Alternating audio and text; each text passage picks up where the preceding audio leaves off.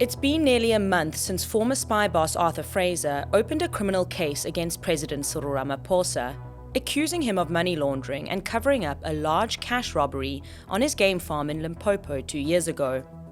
The scandal, now dubbed Farmgate, has captured South Africa's imagination, with some saying it's merely a political game to tarnish Ramaphosa's anti-corruption veneer ahead of the elective conference in December. It might also serve as a distraction from the state capture report released earlier this week, implicating some big ANC members, including Fraser himself.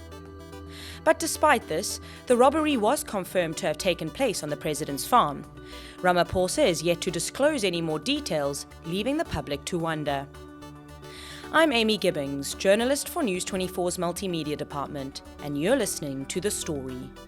This week, we'll talk to News 24 investigative journalist Jeff Wicks, who took a deep dive uncovering the lavish life of the prime suspect, Emmanuella David, who was identified by Fraser. In his investigation, Wicks unearthed several extravagant purchases made by David after the robbery on 9 February 2020 that we'll discuss in this episode. You're listening to The Story. It's a podcast by News 24. We'll speak to journalists and experts about the week's biggest story. This is what we saw, heard, and uncovered this week. Good morning, Jeff. Thank you so much for joining us all the way from Limpopo. Thank you for having me, Amy. Jeff, tell us about the purchases that you discovered and how you managed to tie them to David.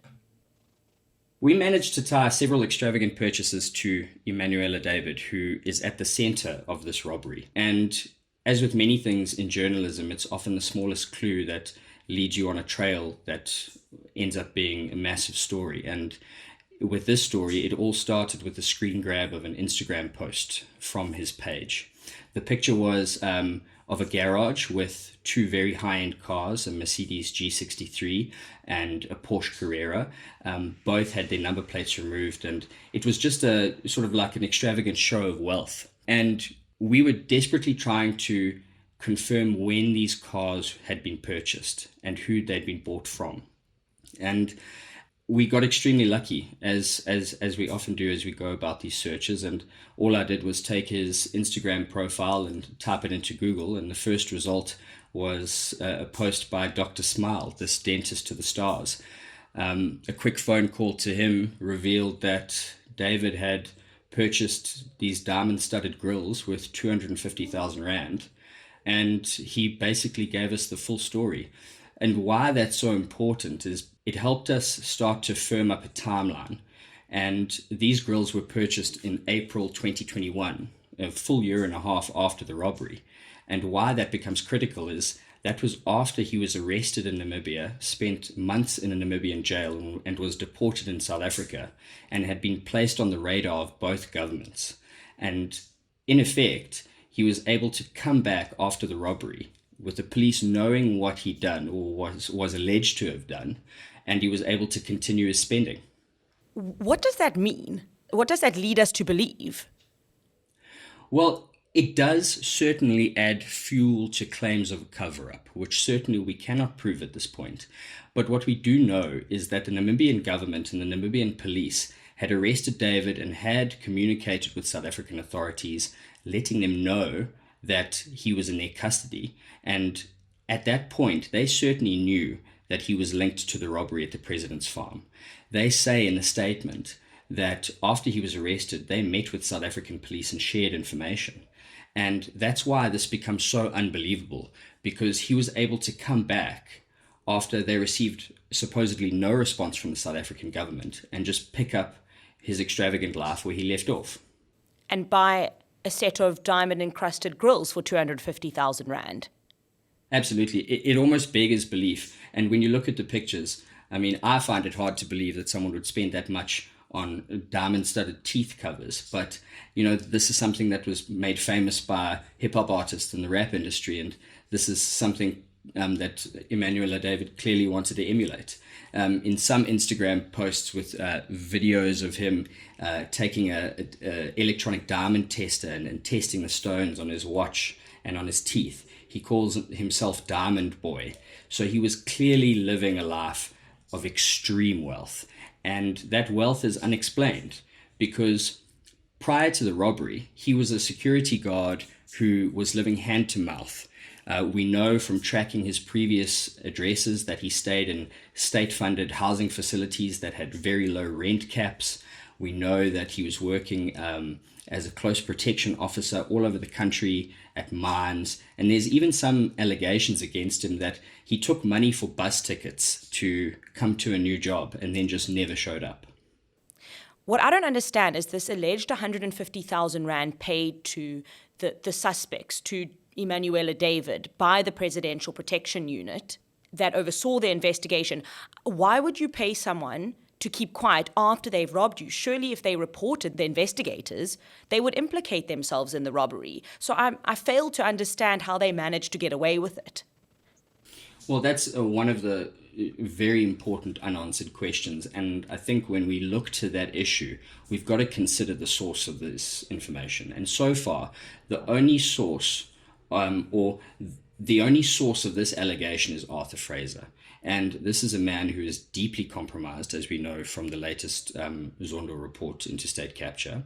And he is someone who is supposedly been in possession of this information for years and has kept quiet, only releasing it now when this information can do maximum damage. That's something that we continue to look into. And that's why, for me, and for our team, it's important that we follow every single thread of the story, because every single snippet of information becomes valuable because it adds to the overall picture. And we have to examine the lives of everyone who was supposedly involved in this, because that will bring us closer to the truth.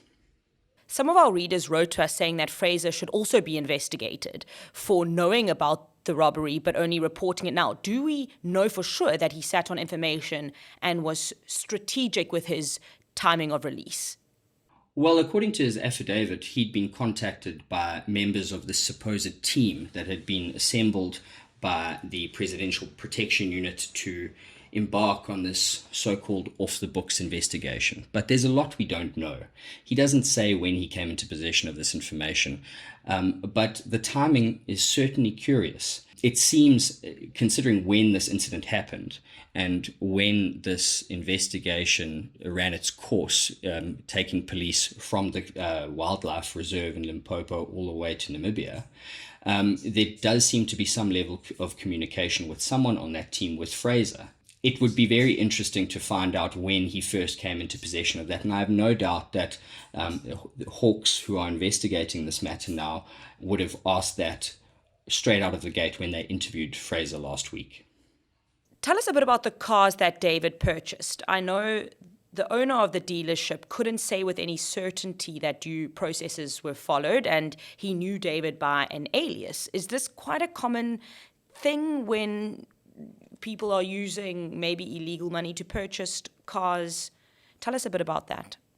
Well, it certainly raises the level of suspicion, because we know from what we've found so far, building on what Fraser placed in his affidavit, that a lot of the individuals he alleged perpetrated this robbery went on a buying spree, and on the top of their list were high-end cars. And that's something we sought to try and confirm and to try firm up, especially from Emmanuella David's perspective, is to say, if this man came into a considerable amount of money after the robbery, did he spend it on high-end motor vehicles, and how do we prove it? And again, we look to that tiniest of breadcrumbs, the Instagram screen grab of those two vehicles. Now, normally, we would use our contacts who have access to eNatus to check ownership of vehicles using license plate numbers. But the issue with this was that there were no license plates on the vehicles. And, this stumped us for a couple of days. And in a bit of desperation, I eventually zoomed in on the picture, and I could see that the bracket that held the number plate was branded. And we were able to then tie that car via eNatus to this dealership in Benoni called M&S Motorlink. What is curious, and like you said, is that this Porsche, whilst in the possession of Mr. David, remained owned by the dealership. On paper, the dealership still held the title. And that's uncommon, because when you buy a car, the dealership will change ownership immediately. Because if they don't, that car lives on their name, and any motor vehicle fines you incur whilst driving the vehicle will go to them. Any crime committed using that vehicle will be linked back to them. So standard industry practice is to change ownership within a week. And it's very strange that this was not done. When I confronted the car dealer about why ownership wasn't changed, he said that he had every intention of changing ownership, but David had told him that he wanted to export the vehicle, so he'd held off. And that really didn't hold water for me, because that's simply not done. And it raises the possibility that Emmanuella David was accruing assets, very, very valuable assets, and had wanted to keep them off his public profile. So Jeff, tell me, how did you find this car dealership? Well, the first thing we did was punch the name into Google, and it came up with an address in Benoni, and we got in the vehicle and went off there and found that it was closed. We found ourselves in an area where there were many car dealerships, so we just started asking questions about the dealership and its owner, Saqib Shahabuddin. When we did that, people in that area told us that he had left very suddenly and under a cloud, and we knew that he was going to become a central character in the story because that car that David was driving was still registered to him and his business called Kiri Rocks. One of the dealers in the area gave me an address for his mother's house and several phone numbers for him. I tried desperately to call him on the phone and couldn't reach him, so I took myself off to his mother's house in Actonville. When I arrived there, I knocked on the door, and a domestic worker came out, and I explained who I was and who I was looking for, and she said that he didn't live there. So then I asked her if she would call whoever did live there out to speak to me, and she said that no one was home. But no sooner did the words leave her mouth that I heard clinking of dishes in the house. And I told her that I thought she was lying, and that I desperately needed to speak to the family of Saqib Shahabuddin, and I was happy to wait outside in the driveway until someone decided to either come out or come home from work. And within 15 minutes, Mr. Shahabuddin's sister came out and spoke to me, and I managed to pass on a message for him using her as a conduit, and within 15 minutes he called and agreed to meet. Wow. Exciting. I wonder why he wanted to get in touch with you. Why did he reach out? Well, I made it clear that he was becoming a central figure in this robbery, which is gripping the nation. A robbery that was perpetrated at a property owned by the president, essentially robbing the head of state. So I can understand why he'd want to at least know what I know, or understand how he was to become involved in this. During the course of our investigation, we also managed to track down one of his former employees who told us that David didn't only buy the Porsche from him, but bought a series of high-end cars, some just days after one another. And the answers we got from Mr. Shahabuddin were somewhat scant. He didn't deny that he'd sold Mr. David a string of vehicles. He simply said he couldn't remember. And that doesn't make sense to me, because our information indicates that Mr. David spent in excess of 10 million rand on cars from a single dealership. And that is something that you as a business owner will remember. And it seems strange to me that he couldn't provide any detail, barring the fact that he sold the Porsche to Mr. David and never changed the ownership of the vehicle. I'm still very curious to establish where that Porsche is. I believe it's somewhere in Cape Town, but that information has yet to reveal itself fully. So should we be expecting a visit from you soon? I think that the owner of a high-end paint shop in Cape Town should expect a visit, or at the very least a call from me at some point. Jeff, I also just wanted to ask, out of a matter of interest, when business owners, for example, the owner of the car dealership, Dr. Smile, when they perform these services or sell these really expensive goods to someone who has stolen cash, are they at all ever implicated as a result? Well, they are certainly tied to that person if it can be proven that that money is the proceeds of crime. And this was a question that I posed to Dr. Smile, and he was clear with me that He never had any reason to believe that this money was the proceeds of crime. He was simply approached by Mr. David via his Instagram page, and they did business with one another. Where it becomes interesting is with regard to the cars. Now, what our source within that now closed dealership told us was that all of these purchases were done in cash. And then that places the onus on the car dealer to report these purchases to the FIC. And it still remains unclear whether this was ever done. And now, where is Emmanuella David? Do we know anything about his current whereabouts? Is he still, driving around in his big fancy cars with his big set of diamond encrusted grills? There are many rumors swirling about where he is at the moment. I believe that he remains in the country. I'm unable to prove that at this point, but I intend to. We do know that he moved to South Africa from Namibia when he was a teenager, and his mother settled somewhere in Pretoria. We've yet to track her down, but she's on my list. Where do you see this going? For Fraser, for the president, for the suspects involved? I also wanted some clarity around, was any of that money ever returned to the president? Or did they get to keep all the money as well as the $150,000 to keep quiet? There's still a lot that we don't know about this entire saga, and we're slowly putting the puzzle pieces together. I firmly believe that this is an issue that's going to haunt the president all the way until the conference in December, and perhaps beyond that. We have untested allegations by Mr. Fraser, the veracity of which has yet to be proven, and now this is the subject of a Hawks investigation.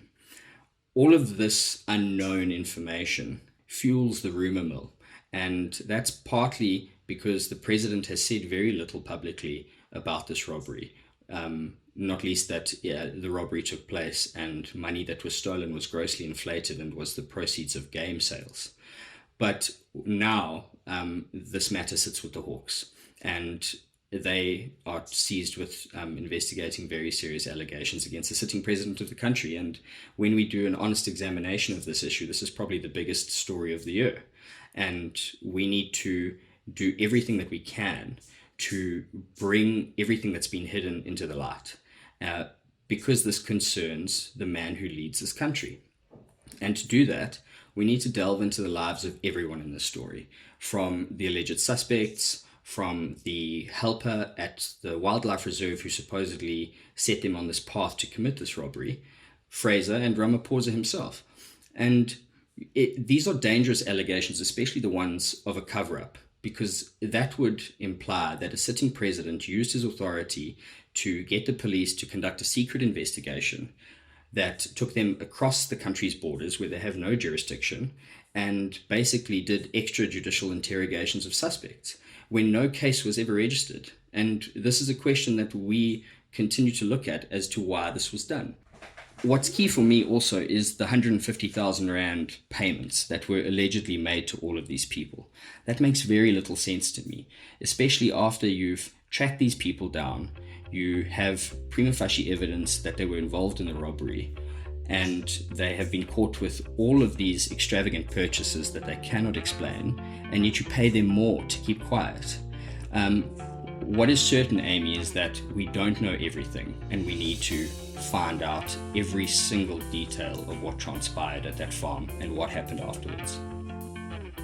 Thank you, Jeff. That was certainly very interesting, and I think our listeners are on the edge of their seats as more of the story unravels. That was Jeff Wicks, investigative journalist for News 24. That's all we have time for this week. I'm Amy Gibbings, producer and host of The Story. Join us next Saturday for a discussion on the week's biggest story.